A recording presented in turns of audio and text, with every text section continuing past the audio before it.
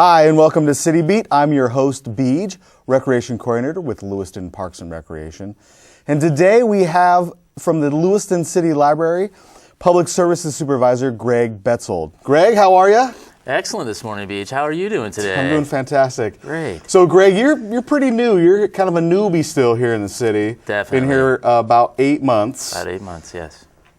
Where are you from? How'd you get here? You know, that's an interesting question. I'm really glad you asked that. It's been a long journey. It's been a long time coming. I'm not originally from the LC Valley. You know, I grew up in small, rural, central Idaho, went to school in northern Idaho, and just kind of ended up here in the Valley about 8 years ago, my wife and I, and decided it was a really great place to be. We've really enjoyed it, and it really grew on us, and worked for the University of Idaho for several years before coming on board with the library.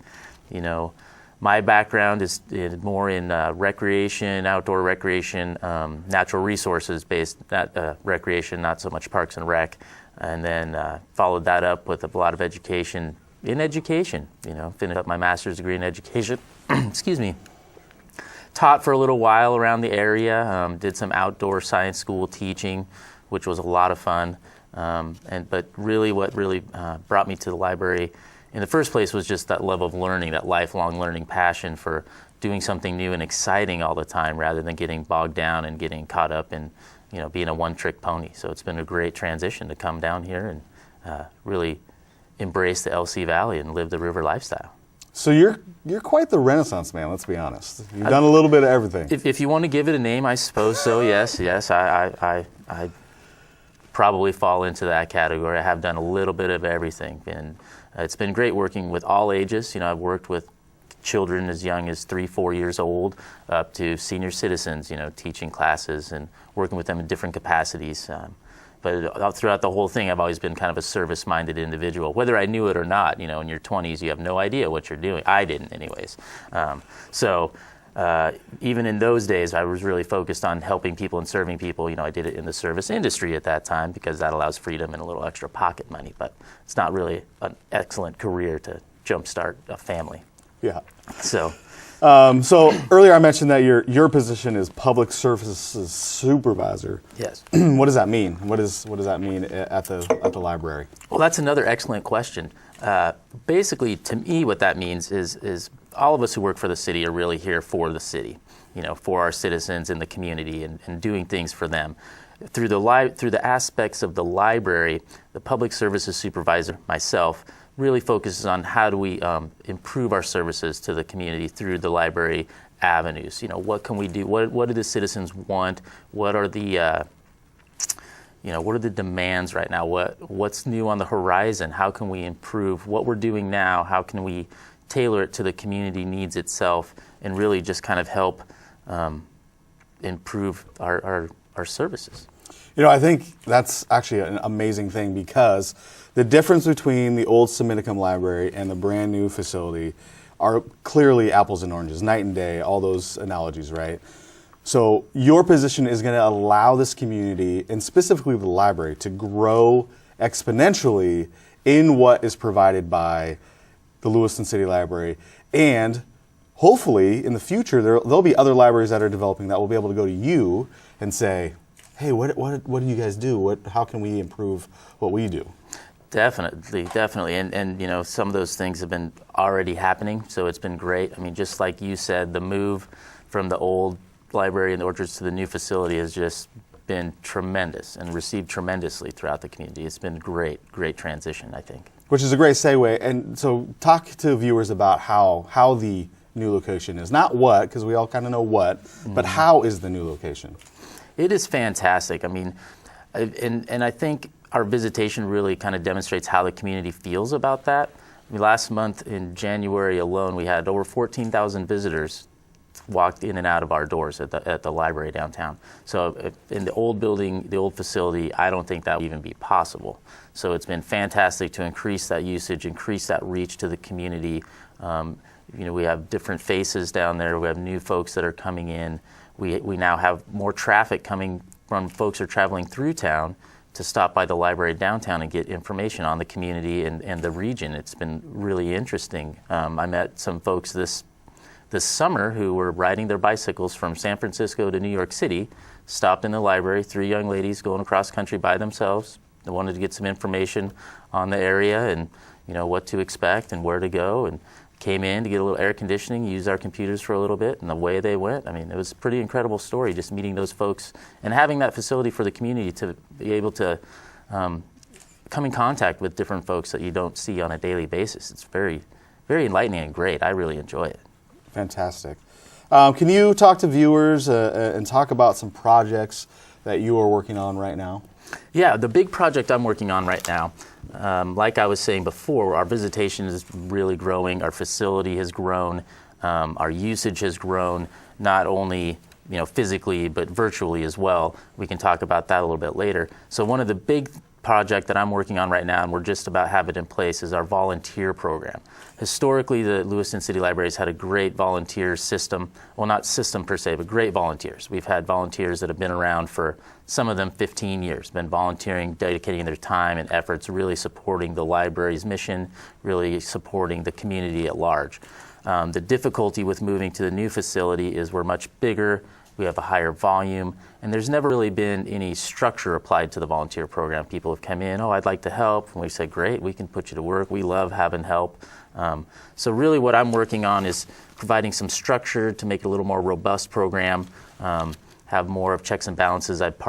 We have partnered with the Washington, Idaho Volunteer Center to help borrow their knowledge and experience so that we can make a really solid volunteer program where we'll have a more formal application process. We'll be able to screen who is able to volunteer and really find out what their skills and strengths are so we can provide them with an excellent opportunity to support their community, as well as us receiving excellent help. Most of these folks are retired teachers, retired librarians. They have a wealth of knowledge, especially in this community here. We have so many dedicated citizens that are active community members. Maybe they're just a couple hours a week, and we just want that structure so we can plan to provide them with a solid experience as well. We don't want them just to come in and, we don't have anything for you to do, so you can clean books. Well, no one really wants to clean books, but when people touch a book 500 times, we want that book to be clean. But we want to provide them with the service where they feel valued. They are very valuable to us. They do support us tremendously, and really, the library couldn't function without them, to be perfectly honest. We rely on them for so many different aspects of what we do. So that project should be coming to a close here soon to at least initiate having it be more formalized, more structured. We can set up a schedule. We can have specific tasks. It'll be like an unpaid great job. Unpaid great job. And who doesn't want an unpaid great job? I honestly. Seriously.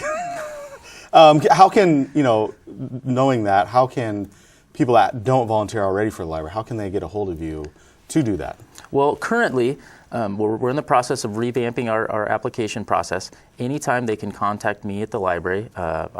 The main number there is 798-2525, and ask for Greg. I'll take down name and contact information. Here in the coming weeks, we will be formalizing the process. They can also contact the Washington, Idaho Volunteer Center, located in the community center, the Lewiston Community Center, and we will start accepting all the applications, doing the interview process. It's going to be great. Cool. You alluded a little bit to the virtual side of what's coming up. So what is new at the library as far as the virtual stuff? Well, one of the really cool things that has really taken off in the last several months is called Overdrive, which is a service that we offer along with the other ValNet libraries. The Lewiston City Library is part of a larger library consortium, so that we are connected. We can transfer materials between about 52 libraries in the region, which is great. I mean, it increases everyone's collection exponentially, so that community members here can get something from Pierce We have. The Overdrive, which is great, and we just had a couple projects on it, can be downloaded to any tablet, mobile, smartphone. And basically what it allows you to do once you download this Overdrive media console is you can go with your ValNet card, go online onto the Lewiston City Library website, search the ValNet catalog, download a book or an audio CD, and you have it on your device I think there's a 30-day checkout. The nice thing about it is you can't get late fees because it automatically returns itself. You don't have to worry about that. Use of that, and it's just kind of gone on board, has increased, again, exponentially over the past several months. I mean, it started out over the summer, no one really knew about it. Now there's about 700 downloads a month just through the Lewiston City Library patrons accounts. So it's been fantastic, and it's a great way to, download a book for your kids, your family. Tumble Books is another great thing that we use through our website. I use that personally with my kids. It's great because you can look at the books with them. They get to play with your toy, and everyone's happy. It's win-win. Mm-hmm. Can you, upstairs in the second level, there's some new projector stuff. What does that entail? Well, what we have upstairs right now is we do have a projector with the Apple TV attached to it with a screen. Currently, what we've been using that space for is if we partner with folks like with our Inquiring Minds programs, which have been a great success. It's an adult-based program. It's, I believe, the third or fourth Saturday of every month. You can check our schedule with it, but they're just kind of fun, eclectic things to kind of get out of the house and do. We've done line dancing. We've done the history of coffee, which was a huge success. And so, for example, the history of coffee, we use that space upstairs, and we set up chairs, and the two gentlemen who put on the program really did a great job of, they incorporated their slideshow, their PowerPoint presentation, and that's kind of what that space has been used for right now. Otherwise, it's kind of public space. It's kind of a quieter space. We have some tables and chairs up there that get a lot of use for folks every day up there. That's one of the quiet spots right now. Yeah, it's such a cool spot to be up there and just kind of hang out and chill. And you're able to look out the beautiful windows, the beautiful floor. It's a really cool space. It really is a neat space. And actually, this fall we tried out a little bit of yoga and AM yoga. So like you mentioned, the space looks out to the east. You can watch the sun coming up with all of those large windows. We had some free yoga lessons just to get folks tapped into that aspect of our community, because there are a lot of yoga studios and yoga things going on, but not a central place just to introduce people who might be a little afraid and not know how to go about really getting into that. Yeah, and I think that for me that's a great thing, because your wife taught that, and she also teaches for me at Parks and Rec. So that was a great opportunity for people that have not done yoga to get introduced to it, and then they can take classes at the community center. Yeah, that's been a great collaboration. I think that's fantastic. Yeah. So what else can viewers and people expect from the new library? Well, one of the most notable things you're going to see when you walk in the doors is it's a much larger space. It's a much more well-lit space, much more kind of homey space. We have windows, we have smart lighting, different areas. You can expect a very vibrant, energetic place. It's not your old-fashioned quiet library. It's more, we encourage learning and growing. It says it right on our website. It's a great place to explore, discover, and grow. And we were watching people do that every day. It's been fantastic. Good. That is fantastic. And I was lucky enough last June to be a part of the grand opening, and just to see how many people showed up to that. It was phenomenal. There was an electricity in the air that facility was built. In the earlier portions of that project, there was a lot of naysayers, but as soon as it got done, those comments went away. Alexa Eccles has been on. She's had stories of a gal, a 90-year-old gal crying because she's been waiting her whole life for a facility like this in Lewiston. So the library is an amazing facility for our community. Is there anything else that you want to share with us before we're all done for the day? Come down to the library and we'll help you out. Fantastic. Good. Thank you so much, Greg. I appreciate your time hanging out here and sharing what you're doing for the future of the library. So again, thank you so much. Well, thanks for having me. Yeah. So on behalf of my guest, Greg, and everybody else here, we will see you next time on CityBeat.